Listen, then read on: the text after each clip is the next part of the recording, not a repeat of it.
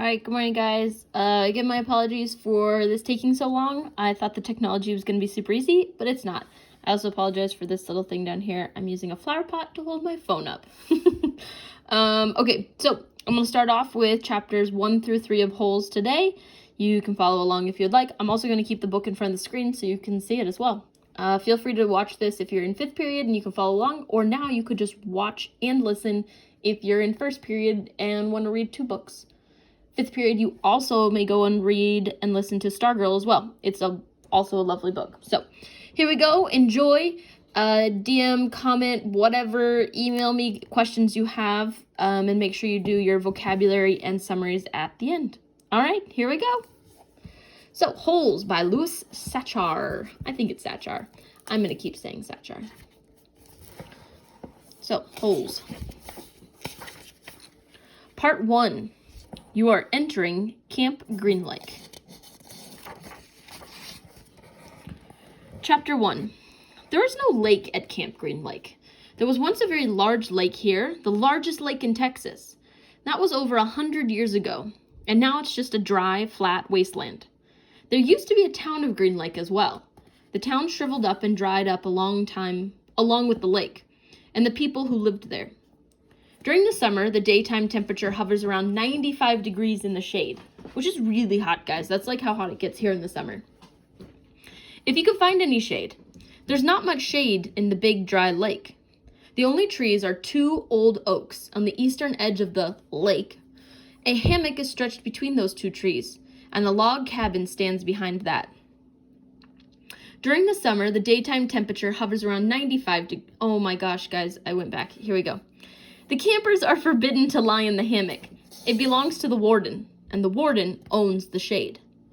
Out on the lake, rattlesnakes and scorpions find shade under rocks and in big holes dug by the campers. Here's a good rule to remember about rattlesnakes and scorpions. If you don't bother them, they won't bother you. Usually. Being bitten by a scorpion or even a rattlesnake is not the worst thing that can happen to you. You won't die. Usually. Sometimes a camper will try to be bitten by a scorpion or even a rattlesnake. Then he will get to spend a day or 2 recovering in his tent, instead of having to dig a hole out on the lake. But you don't want to be bitten by a yellow spotted lizard. That's the worst thing that can happen to you. You will die a slow and painful death. Always. If you get bitten by a yellow spotted lizard, you might as well go into the shade of the oak trees and lie in the hammock. There's nothing anyone can do to you anymore. Sounds like a fun camp. I'm kidding. All right, chapter 2, page 5. The reader is probably asking, why would anyone go to Camp Green Lake? Well, most campers weren't given a choice. Camp Green Lake is a camp for bad boys. If you take a bad boy and you make him dig a hole every day in the hot sun, it will turn him into a good boy. That's what some people thought. Stanley Yelnats was that given a choice. The judge said, you may go to jail or you may go to Camp Green Lake. Stanley was from a poor family and he had never been to camp before. So he must have picked that one. Chapter 3, page 6. Stanley Yelnats was the only passenger on the bus, but not counting the driver or the guard. The guard sat next to the driver with his seat turned around facing Stanley. A rifle lay across his lap. Stanley was sitting about 10 rows back, handcuffed to his armrest. His backpack lay on the seat next to him, and it contained his toothbrush, toothpaste, a box of stationery, which is like paper and envelopes, his mother had given him. He'd promised to write her at least once a week. Just like you guys have to email me once a week. Aww. He looked out the window. Although there wasn't much to see, mostly fields of hay and cotton, he was on a long bus ride to nowhere. The bus wasn't air-conditioned, and the hot, heavy air was almost as stifling as the handcuffs. Stanley and his parents had tried to pretend that he was just going away to camp for a while, just like rich kids do. When Stanley was younger, he used to play with a stuffed animal and pretend that the animals were at camp. Camp fun and games, he called it. Sometimes he'd have them play soccer with a marble, and other times they'd run an obstacle course or go bungee jumping off a table. Tried to broken rubber bands. Now, Stanley tried to pretend he was going to Camp Fun and Games. Maybe he'd make some friends, he thought. At least he'd get to go swim in the lake. He didn't have any friends at home. He was overweight, and the kids at his middle school often teased him about his size. Even his teachers sometimes made cruel comments without realizing it. On his last day of school, his math teacher, Mrs. Bell, taught ratios. As an example, she chose the heaviest kid in the class and the lightest kid in the class and had them weigh themselves. Stanley weighed 3 times as much as the other boy. Mrs. Bell wrote the ratio on the board, 3-1, unaware of how much embarrassment she had caused both of them. Stanley was arrested later that day. He looked at the guard who sat slumped in his seat and wondered if he'd fallen asleep. That guard was wearing sunglasses, so Stanley couldn't see his eyes. Stanley wasn't a bad kid. He was innocent of the crime for which he was convicted. He had just been in the wrong place at the wrong time. It was all because of his no-good, dirty, rotten, pig-stealing great-great-grandfather, which is a phrase we get to hear a lot in this book, and it's kind of fun for me to read. He smiled. It was a family joke. Whenever anything went wrong, they always blamed Stanley's no-good, dirty, rotten, pig-stealing great-great-grandfather. Supposedly, he had a great-great-grandfather who had stolen a pig from a one-legged gypsy, and she put a curse on him and all his descendants. Stanley and his parents didn't believe in curses, of course. But whenever anything went wrong, it felt good to be able to blame someone. Things went wrong a lot. They always seemed to be in the wrong place at the wrong time. But he looked out the window at the vast emptiness, and he watched the rise and fall of the telephone wire. In his mind, he could hear his father's gruff voice, softly singing to him. If only the woodpecker sighs, the bark on the trees was just a little bit softer. While the wolf waits below, hungry and lonely, he cries to the moon, if only, if only. It was a song his father used to sing him. The melody was sweet and sad, but Stanley's favorite part was when his father would howl the word moon. The bus hit a small bump and the guard sat up instantly alert. Stanley's father was an inventor.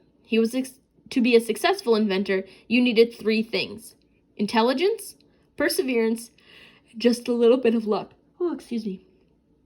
Stanley's father was smart and had a lot of perseverance. Once he started a project, he would work on it for years, often going days without sleep. He just never had any luck.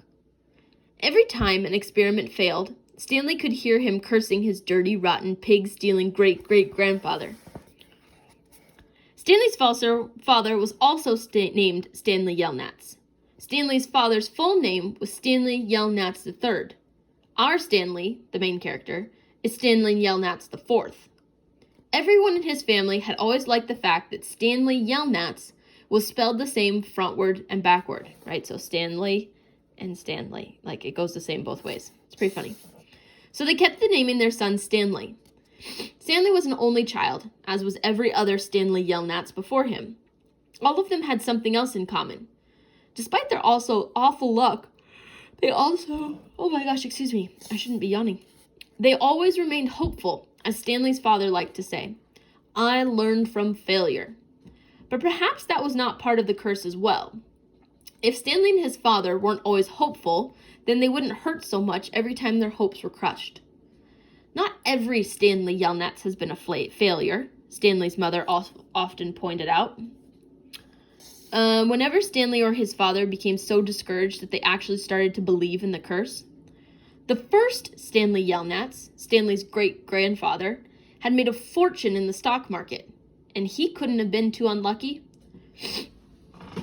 At such times, she neglected to mention that bad luck befell the first Stanley Yelnats. He lost his entire fortune when moving from New York to California. His stagecoach was robbed by the outlaw Kissin' Kate Barlow. If it weren't for that, Stanley's family would now be living in a mansion on a beach in California. Instead, they were crammed into a tiny apartment that smelled of burning rubber and foot odor. If only, if only. The apartment smelled that way because Stanley's father was trying to invent new ways to recycle old sneakers. The first person who finds a use for old sneakers, he said, will be a very rich man. It was this latest project that led to Stanley's arrest. The bus driver became increasingly bumpy. The bus ride became increasingly bumpy because the road was no longer paved. Actually, Stanley had been impressed when they first found out that his great-grandfather was robbed by Kissin' Kate Barlow. True, he would have preferred living on the beach in California, but it was still kind of cool to have someone in your family robbed by a famous outlaw. An outlaw is like a criminal. Kate Barlow didn't actually kiss Stanley's great-grandfather. That would have been really cool. But she only kissed the men she killed. Instead, she robbed him and left him stranded in the middle of the desert. He was lucky to have survived, Stanley's mother was quick to point out. The bus was slowing down, and the guard grunted as he stretched his arms. "Welcome to Camp Green Lake," the driver said. Stanley looked out the dirty window. He couldn't see a lake, and hardly anything was green. All right, that's where we stop today on page 10. So tomorrow I will have your readings uploaded way earlier so that you can read them at any time throughout the day. And feel free to read this book and the next one. So now you should go look at your definitions, find your new words, write your summaries, and then you're good for today. All right, guys. Miss you lots. Bye.